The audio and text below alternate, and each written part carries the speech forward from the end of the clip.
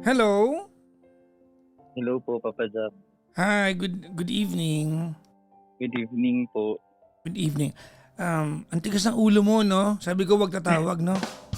Sorry, nakita ko po kasi yung miss call niyo. May, Sabi ko may, lang, nagpanic ako. sa mga hindi po nakakaalam, may briefing po yung bawat caller. Ano yung instruction? Standby, do not call, all in caps. Wait for my call. Sorry, Papa Jack.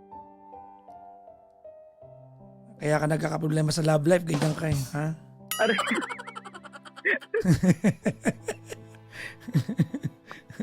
What's your name? Jay po. Ano ulit? Jay po. J. Yes po. J-A-Y lang yan?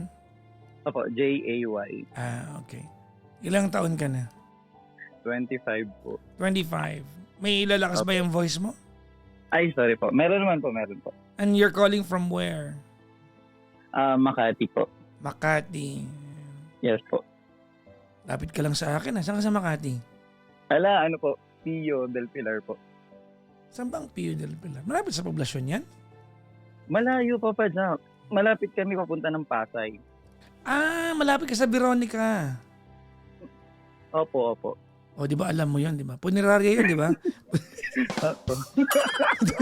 sa lahat sa lahat ng landmark na alam ko yung punerarya. Hindi kasi na... Ba't ba yun ang naalala ko dyan? Kapit-bahay lang po, kapit-bahay. Kapit-bahay. Anyways. Kaya po may supply ng dinuguan dito lagi. Hoy, wag kang ganyan. Anong ginagawa ni Jay sa buhay? Ano po, working po dito sa Makati as an accountant. Accountant. Mahirap yung work mo, ha? Yes po. Mas mahirap po ata yung mapunta sa maling tao. Joke lang po. Gumaganon po. Ilang taon ka na accountant?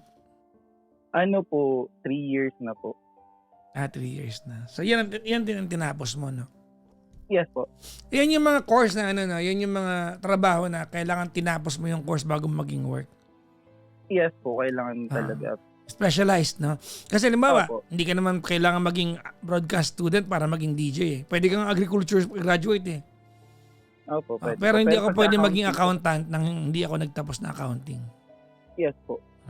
Anyways, may asawa na si Jay? Wala po. Broken nga po eh. Magpapasko pa naman, Brad. Ang patas ko pong iniwan. Iniwan ka? Iniwan po ako, tapos iniwan ko din. Naku, tigilan mo ako, hindi totoo yan. Isa sa... Una po, hindi, meron sa inyong nang iwan at merong iniwanan. Opo, meron Kwentuhan mo ako, dali. Ano po siya? Part po kasi kami dalawa ng LGBT. Okay. So, kilala ko po siya way back 2019. Mm-hmm. So, nung nagkausap kami noon, ang pakilala niya sa akin, single siya. 2019 ka nagkakilala. Sabi niya Opo. single siya. Opo. Okay. Tapos, nagkausap kami. Akala ko anong ginawa, kami. sorry. Nagkausap kami, parang... Paano muna kayo nagkakilala? Ano po, may message na ako sa FB. Paano naman niya nahanap yung yung profile mo? Randomly siya nag-add ng mga tao, then inaccept ko siya. Tapos Parang yan, parang low-key flirting yan, no? Pag ganun, no? Opo, low-key flirting talaga siya. So, Well, tapos... Kung single naman, Tapos, diba? Opo. Yun nga po 3 months na kami nagto-talking stage. Tapos nalaman ko, may nagtag sa kanya, taken pala siya. Okay. So, bigla siya nawala. Tapos ngayong 2025, 3 months ago, nagkakausap kami ulit. 4 months ago, nagkausap kami. Kasi yung first month namin po, nagka-reunite kami. So, sa FB din po ulit, inad niya ako, tapos inaccept ko din sa ulit. Alam mong siya yun. Nung at first po, alam ko na siya yun. Mm. Tapos sabi ko, pero kasi nung nakita ko yung profile niya, sabi ko, parang hindi to. Tapos nung nag-stalk ako ng mas, old post niya, na-confirm ko na siya yun. Mm-mm. Tapos, nagsabi siya naliligawan niya daw ako. Ganito, ganan. Tapos, anong nangyari noon, sabi ko, okay, sige. At that time, super vulnerable ako. So, sobrang down ako and depressed din that time. Parang, bago ko siya makilala, galing ako sa long-term relationship which is 3 years. And then 2 years akong hindi nag-partner. As nag-chat sa ulit. So, nagkausap kami noon every night. Nag-chat siya every night. Nag-video ko. Parang, nakita ko na okay, single naman. So, sige, try natin. And then, first meet up namin, to make the story short, Papadok, nag-meet kami. After 3 months? After 1 month po na na pag-uusap namin noon, nag-meet kami. So, saan kayo nag-meet? Sa Quezon Province. From Manila to Quezon Province pumunta po ako. Ba't di ko yung nagpunta ng Quezon Province? Ay, hindi ko din po alam that time. Yung alam ko lang gusto ko siyang makita. Oh. Tapos, nung nakita ko siya, napasabi ako na, parang nakita ko siya, sabi ko, siguro ito na yun. Tapos, may red flag siya, unang meet up pa lang namin, Papa Doc. Hindi, wait lang. Anong context na napasabi ka na, ano yun? Anong context yung na? nakita ko siya, sabi ko, okay. Sabi ko, parang ang gwapo niya sa paningin ko. Yung nakahulugan nun, yung gano'n. Sabi ko, ang gwapo niya sa paningin ko, parang kinikilig pa ako. Tapos sabi ng mga kaibigan ko, labo ng mata mo talaga, magpa-emo ka. Kapag magpa-eye check up ka. Anyway, going back to the topic pa, Doc. So parang, gwapong-gwapo ko sa kanya, pero nung nag-meet kami, sa bahay kaagad niya. So sabi ko, okay. Sige, wala naman siguro masama that time. Tapos, sabay kami kumain. Ang expected ko... Sino ang kasama sa bahay niya? Mag-isa lang po siya. Okay. Mag-isa lang siya that time. Pero may may borders po siyang kasama doon. Nalilipat pa lang nung araw na yon. Okay. So, nung kumakain na kami, hindi niya ako pinapansin, Papa Jack. I mean, parang napaka-dull moment nun. Walang ni isa sa amin nagsasalita. Okay, given. Kami ay parang naninibago pa lang sa isa't isa. Pagkatapos nun, kinabukasan, doon lang tulog ng gabing yun. Kinabukasan, wala pa rin progress. Parang hindi ako nag-i-exist sa kanya. Tapos tabi kayo natulog? Tabi kayo? Opo, tabi kami natulog. May nangyari sa inyo? Wala pa po. Nung gabi na yun. Umaasa ka ba? Hindi din po that time. Well? Kasi pure intention ko that time sa kanya. Mm-mm. Tapos, nung time na last day ko na doon, sabi ko, ano ba tayo? Sabi niya, nahihiya kasi ako sa'yo. Kumbaga sabi ko, nanliligaw ka. Tapos, pinapunta-punta mo ko dito, di mo ko kakausapin, di mo ko igagalaman lang. Tapos wala tayong formal na pag-uusap, walang ganito, ganan. Tapos inapat ko siya, ano ba? Gusto mo ba ako? Tapos sabi niya, nahihiya kasi ako. Sabi ko, ba't ka nahihiya? Sabi niya, wala. Kasi basta nahihiya ako. Sabi ko, sige ako na magtatanong, ano bang gusto mo, maging tayo o hindi? Sabi niya, gusto kaysa pero natatakot ako. Ay, bakit mo ako niligawan? Tapos, yun alam mo, nga. naguluhan ako bigla, no? Ikaw niligawan, ikaw nagpunta. Ano yan? Oo nga. Actually, tanga nga ako that time, Papa Jack. Ewan ko lang kung that time lang, ha? Baka hanggang ngayon, ha? parang hindi naman, ha? Tapos, fast forward, sinagot ko siya nung bago ko umalis. Tapos, every Friday na uwi ako sa kanya. 3 months kami, 3 months, every Friday na uwi ako sa kanya. Yung first month sa rin namin, Papa Jack, nandun pa rin yung picture nila ng ex niya sa Facebook niya. Nandun pa rin sa highlights, nandun pa rin sa profile, nandun pa rin sa post niya. Lalaki rin? Opo, lalaki din. Okay. Tapos, hindi ako nag-complain. Kasi nung una, wala pa naman akong karapatan. Pero ang point ko doon, tayo na kasi ngayon. So, bakit na andun pa? Tama ka naman. You have all the rights para questionin yan.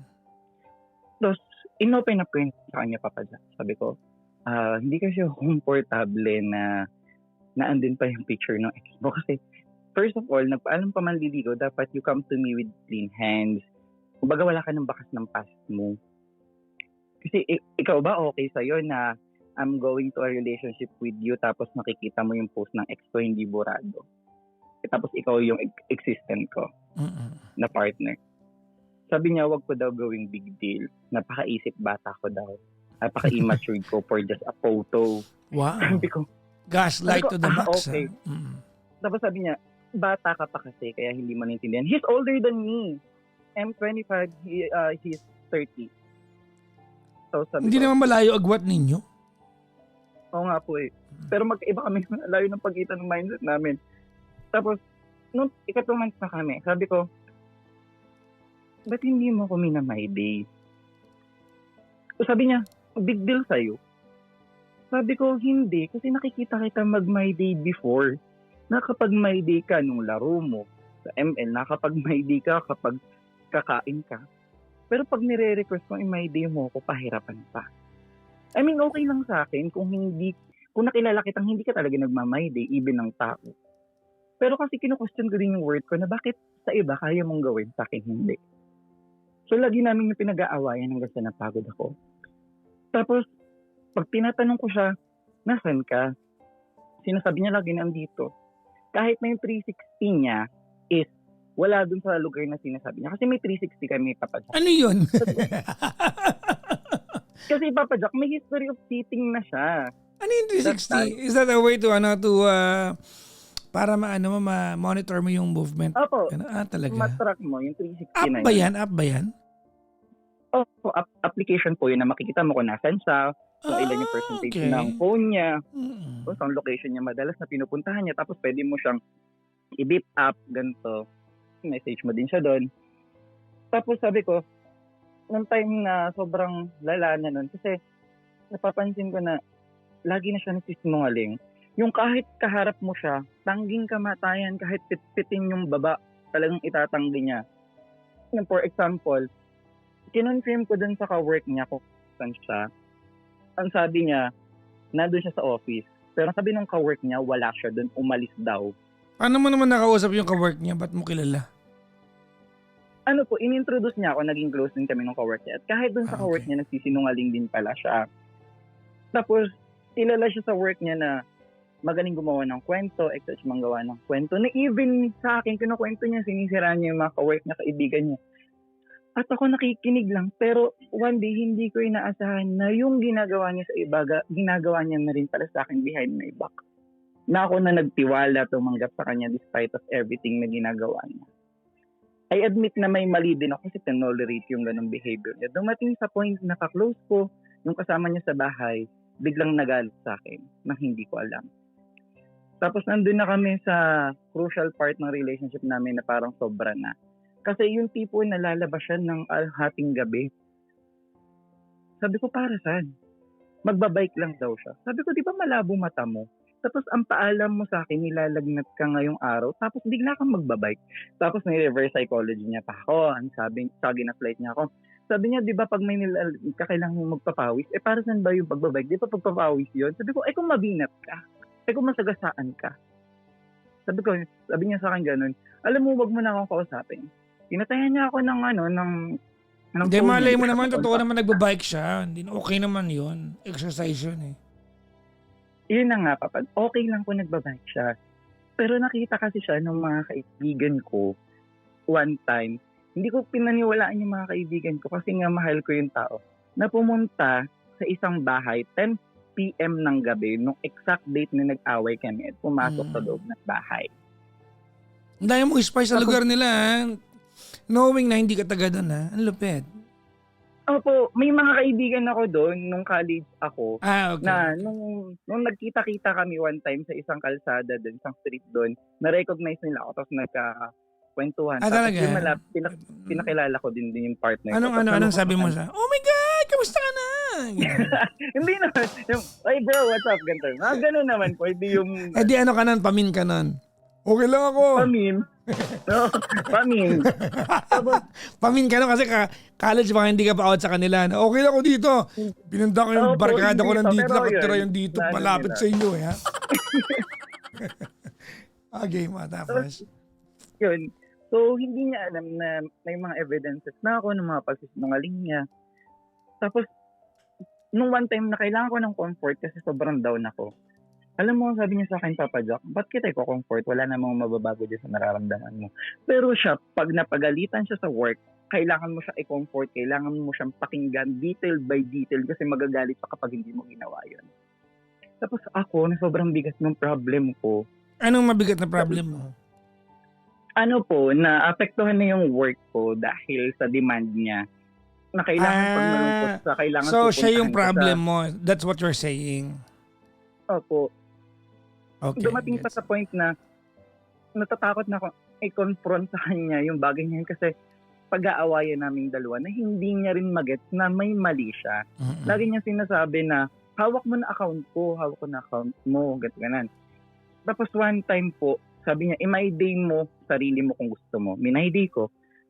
Since hawak ko yung account niya, may nag-reply, uy, ang ano naman ng partner mo, ang cute naman, ang ganito ganon. Sabi niya, may my-day pala ako, hindi pala.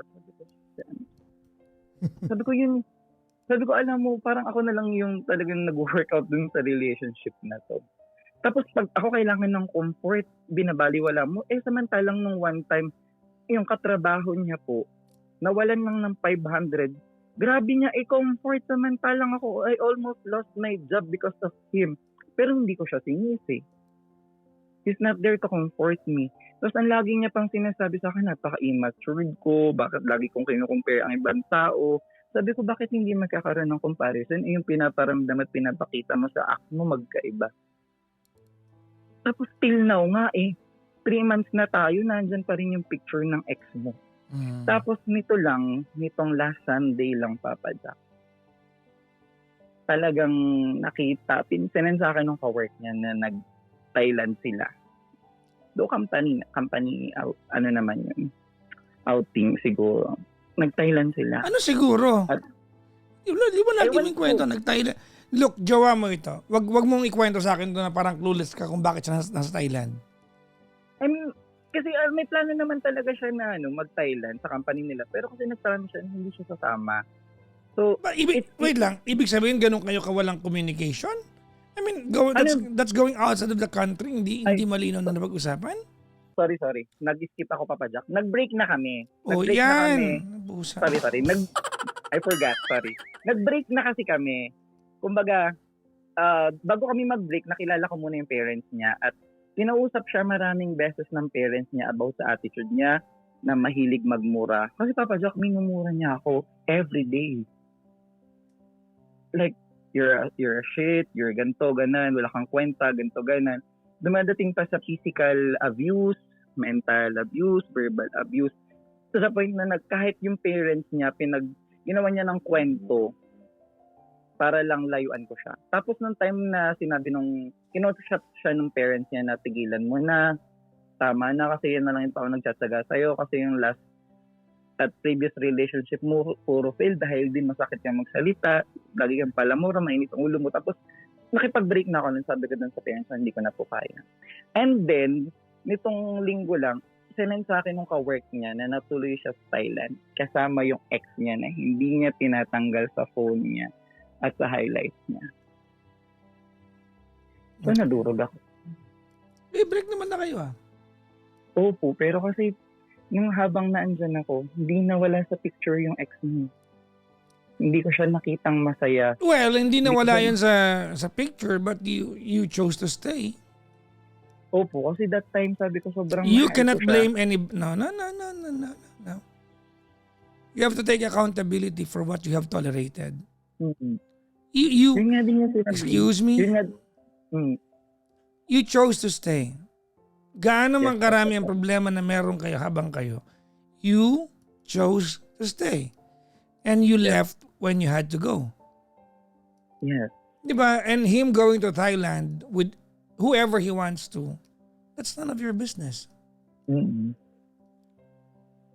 Totoo. Totoo din naman po. And I realized that. Tapos sabi ko, okay, at least masaya na siya. Kasi hindi ko naman talaga na-provide yung happiness niya. Parang naging accompany niya lang ako those times na he was lost. parang ako na lang din yung nagbigay sa kanya ng comfort, yung mga panahon kailangan. Alam mo ano, Jay, you edify yourself so much than what you deserve. Masyado mong pinapaangat yung role mo sa buhay niya. Yes. Hindi Akala ko naman kasi talaga. mag-iisip kapag pag ginawa ko lahat. Unang-una sa lahat, kanina, 'di ba? You keep on saying niligawan ka niya. No. Okay na din. Charot lang 'yon. Ano lang 'yon para ma-claim mo lang na kunyari you had, 'di ba? You had the upper hand. Pero hindi.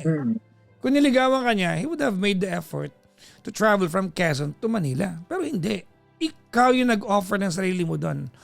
And Yes, then, ikaw na nga nagpunta ron tapos ikaw hindi kinausap. You even initiated the conversation para maging kayo. You had all the answers even before having the questions. Anong pinagsasabi mo na, unfair to or whatnot? No. You had it coming. You agreed to everything that he's done to you. I tolerated it nga, Papa Jock. Yeah. Ngayong hiwalay na kayo, he went to Thailand with another person. So what? Oh. Hindi ka rin pwedeng magreklamo na kasama niya po yung ex niya na never nawala sa picture nung kami. Nag-stay ka eh. Knowing what you knew nung time na yon, you stayed. Yun nga yung mali ko, yung tipong sinasabihan ako ng ka-roommate ko, ng mga kaibigan ko na walk away hanggang may chance ka pa, kapit na kapit ka. And I just to say, kasi mahal ko that time eh. Tapos nung nakawala ako, sabi ko, okay. Medyo mas gumaan. Hindi na katulad nun na natutulog ako ng parang balisa ako. Ngayon, every morning gigising ako Mas gumaan?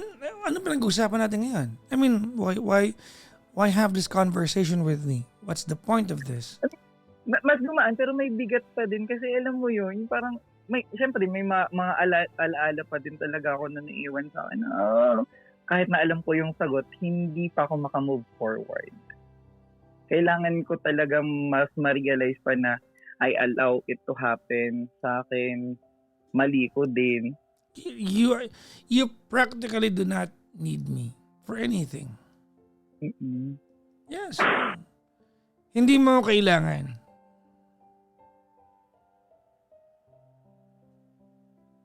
Totoo din naman. You know exactly the answers to your question. Kung meron mo naman pwedeng itulong sa'yo is that siguro just get rid of that victim mentality. Because you were not. You exactly knew what you were signing up for. Ano yung maingay? Nagpapaputok sila dun sa labas. Happy New Year! Buti pa sila nagpaputok na ikaw. Naku, wala na. Uy! Wala na. Hindi. Tapos ngayon, Papa Jack, makikipagkita siya ng January kasi Why? babalik niya yung ID ko. Babalik niya yung mga ID ko. No. May mga courier service. Yun nga po yung sinabi ko sa kanya pero ayaw niyang ibigay yung ID ko. Tapos pinakiusap ko na lang doon sa parents niya na ibigay yung ID ko doon sa kakilala ko. Sa kaibigan ko doon, exactly. Tapos sabi ng parents niya, kakausapin daw ang nila. Kasi medyo iba talaga yung ugali niya. Pero sabi ko, kung ID lang naman yun, so madali naman ako magpagawa ulit or madali akong kumuha nun. Sabi ko, wag na lang po siguro kung hindi talaga kayang ibigay. Tama. Agree. Kasi magkakaroon po kami ng encounter tapos may post na siya together with his ex. Respeto ko na lang din yun dun sa ex niya. Good kasi thinking. For sure, nakilala din naman talaga ako ng ex niya kasi na-met ko naman before. Alam mo, finally, na-realize mo may utak ka pala, no? Opo. Kasi nung kami wala, Papa Jack. Meron naman, mas pinili mo lang hindi pakinggan. Kasi that time, empty ako. Tapos nung inakala ko na mapupunan niya, kamali ako. Nagkaroon ako realization nung sinabi nung ka-roommate ko na finally, gising ka na. Pero nag-emote ka pa din kasi hindi mo matanggap na nagamit ka. Kasi inalaw ko din nagamitin ako. Tapos ako yung hindi makatanggap na ginamit ako, inalaw ko.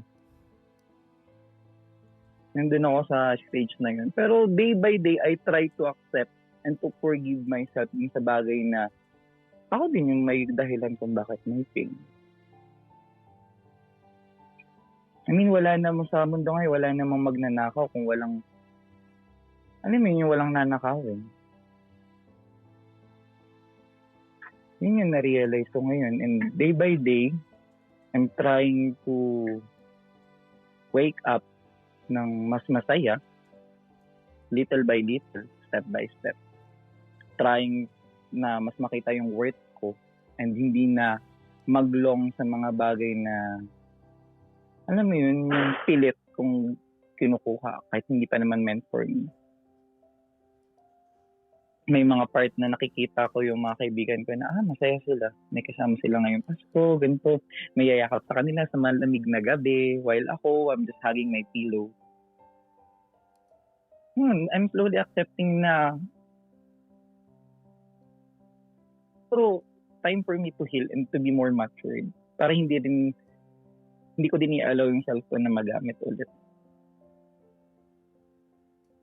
Ayun, papata. Dami sinabi. Oo nga. Wala namang kinalaman sa... Nakapatok nila ako. Insulto ako. Sorry. Hindi ko nag-guess yung pinagsasabi mo dyan. Hindi ko din napapatok nila. Well, ganito Ayun. I think you have learned your lesson. The proper lesson from your experience, even without me telling you that you need to learn it. Mm-mm. You don't need me. Baka gusto mo lang i-validate na yung sarili mo na you're capable of loving more than what you thought you can give to someone. Alam mo ba kung ano yung nakatulong sa akin para ma-realize ko yung maraming bagay? Yung video ng mga advices mo at saka yung mga advices ni DJ Kara. Lahat yun, pinapanood ko sa YouTube day by day. Huwag mo sabihin baka singiling ka nun. Ay! Kilala ko. Alam ko kung nasa ng farm niya sa Quezon.